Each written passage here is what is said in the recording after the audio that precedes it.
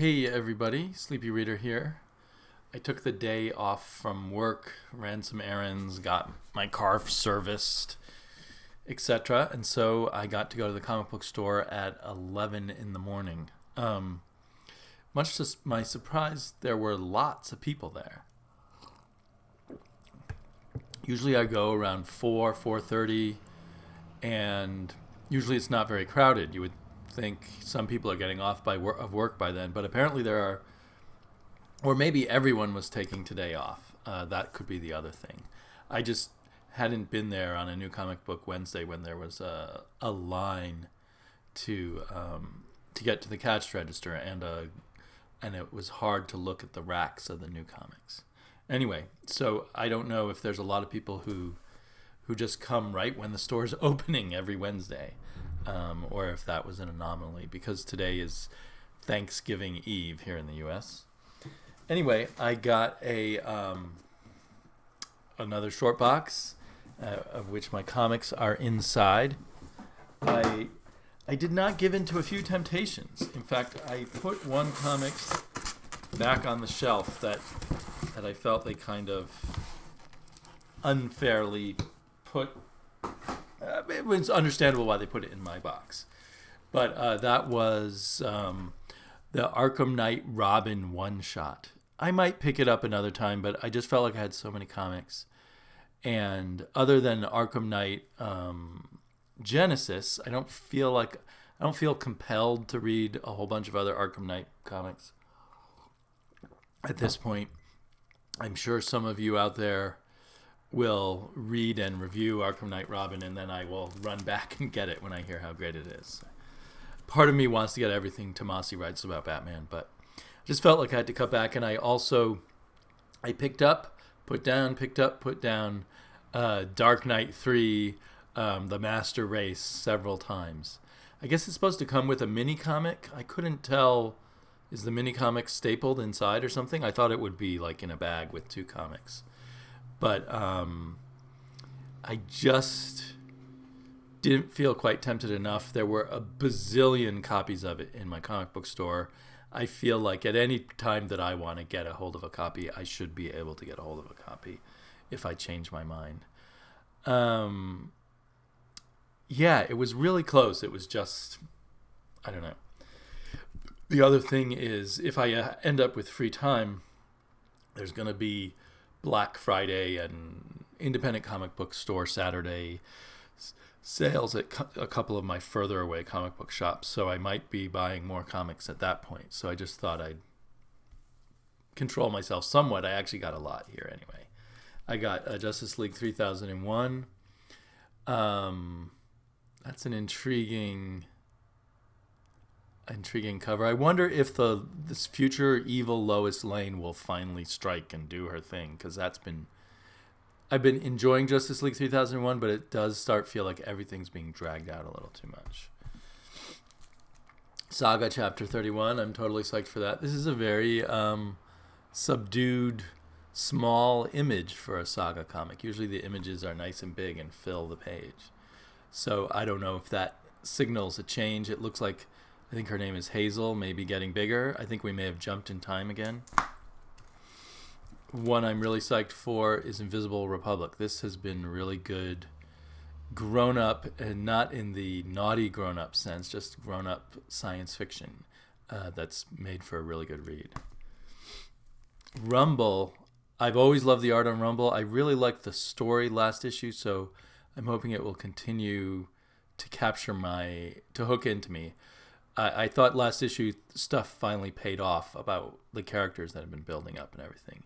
So maybe that character payoff will continue. Omega Men. Will it be the first 4 issues of Omega Men were blindingly good? Issue 5 was good, but not blindingly good.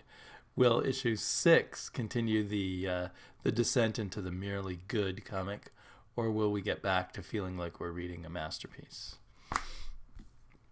Batman and Robin Eternal, I see Valentine's name on there, so Genevieve Valentine. So that bodes very well, since she did an excellent job last issue. And I'm very eager to see what's going to happen next in this series. And then Gru Friends and Foes, which has been an awesome series. Some really excellent Gru comics. Really funny. Sergio Aragonés, who must be in his 70s, still at his peak. The Fade Out by Ed Brubaker. I think we're closing. I think this is the second to last issue, number 11. I think number 12 is the last. I definitely enjoy this. This, even though it's a film noir detective story of a sort, it really has its own unique flavor that I've really been enjoying. I almost didn't buy this issue just because I feel overwhelmed by all the Batman stuff. Grayson is everywhere. This is amazingly creepy, cool cover, though. And the big thing is Mikhail Janin is not on art in this issue. Someone named Mooney is on the art instead. And the preview I saw online did not excite me very much. But, that was just a momentary thing. Oh, maybe I could skip Grayson. I am looking for the big two comics to drop, particularly with the $4 price tag. If I'm going to pay $4 for something, it ought to be something special to me and something, that like Gru, that just has a smaller audience and that you feel like it deserves that higher price ticket to keep it going. Yeah, okay. I'm even boring myself on ranting about prices all the time. But anyway, that was what went through my mind when I almost didn't pick up Grayson, the change in the artist and the price. One that, it's amazing now, we've had 6 straight issues of Pat Gleason, both writing and drawing, at peak performance. No slippage on this. I keep enjoying this more and more. It's moved a long way from the Tomasi and Gleason Batman and Robin into a totally different sort of gonzo kind of universe.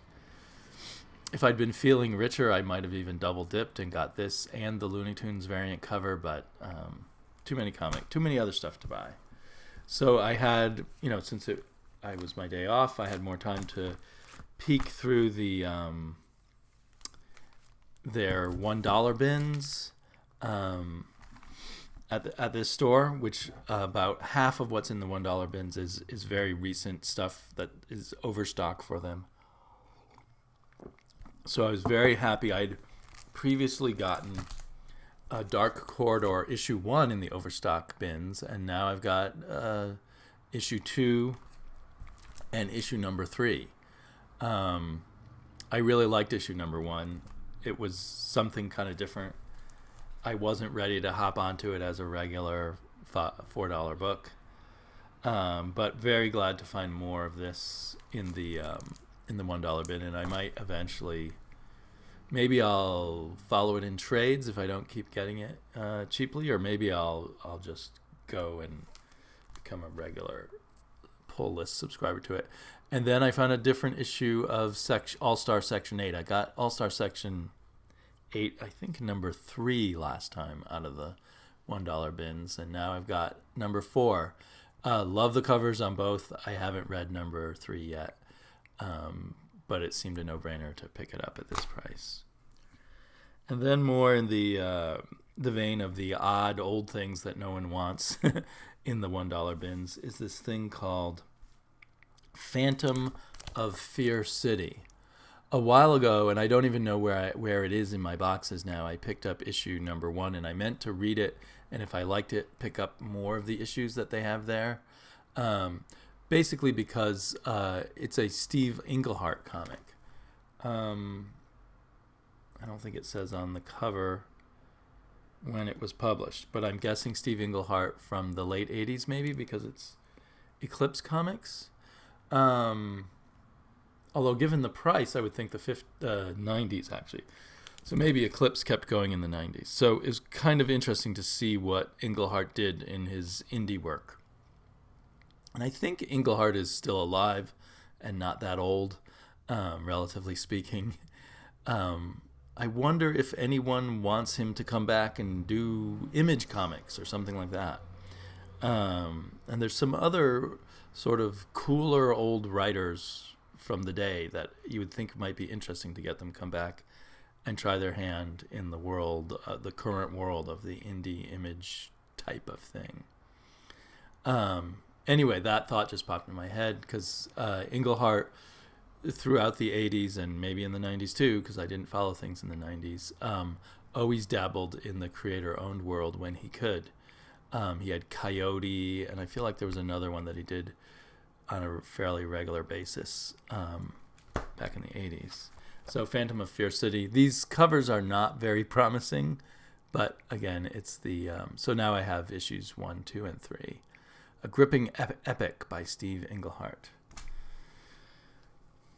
So that's my and I passed a different branch of the library than I normally do while doing my errands, so I stopped in both to look for some stuff for my daughter, and of course I browsed their graphic novel section, and I picked up, and part of what I do when I go to the libraries is I'm looking at things I might want to own someday, and Justice League of America by George Perez. He did about 12 issues when he first came to DC. He was a rock star already coming over from Marvel, so they wanted to give him, the flagship, and he was known for his group work. And I do like the idea, it wouldn't be expensive to pick up the old issues, but the old paper as it's faded and the ink spread out for a very detailed artist like Perez, it's not as good as, in my opinion, as reading it on newer paper where the ink line is really firm, if you see what I'm saying. So I'd be tempted to own my own copy of this. The gutter isn't that good. You really have to kind of push it. If there were any double page spreads, they would get totally ruined. The paper is slightly better than in the very cheapest of DC's line, but you can see it's kind of already browned during its time at the library, and so it's not quite as high quality paper as one would expect for what I believe is a very $40 hardback, $50 in Canada, at least at the time they printed it. Who knows, maybe this isn't even in print anyway. So I'd be kind of on the fence as to whether I'd want to own a copy of this or not.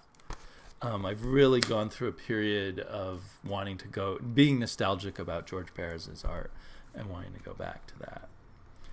And then on the nostalgia that goes back before my time, but except that Will Eisner's reprints over the years turned me into a major Will Eisner fan, is this on really nice paper collection called Will Eisner Celebration of 75 Years. So you get a lot of Eisner work, and then, it's mostly Eisner work. And then near the back, I guess, you get some other people doing spirit stories. There is Darwin Cook. But this has real gutter problems. I mean, you can really have to strain to see the edge of the page down in the gutter. And that's with stuff, that really shouldn't happen in all they would have had to do is nudge things over a little bit in their program, even if they are too cheap to get a good binding. This really should have a much better binding. So I don't think I will be buying this, and this is a $50 book. For $50, you get a lot more than for the $40 on this one. And you do get it on better paper. But I think that binding bothers me too much. And actually, I like getting the spirit in black and white most of the time, although it looks really nice here on this, granted, very nice paper. For those of us who don't mind the shiny paper. So there you have, in a nutshell, my comic book pickups. I'll talk to you all later.